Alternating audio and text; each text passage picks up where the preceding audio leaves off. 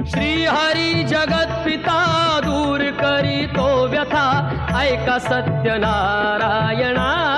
कथा।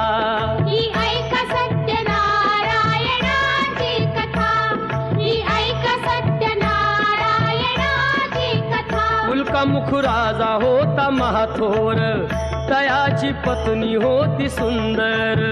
नदी किनारी एकदा त्यांनी घातली महापूजा दोघांनी। आली एक नौका त्याच मार्गानी, नाव भरलेली पूर्ण द्रव्यानी। होती व्यापारी साधू बाण्याची, रीत पाहण्यास आला पूजनाची। उल्कामुख त्यास बोले ऐकावे, व्रत नारायणाचे आचरावे।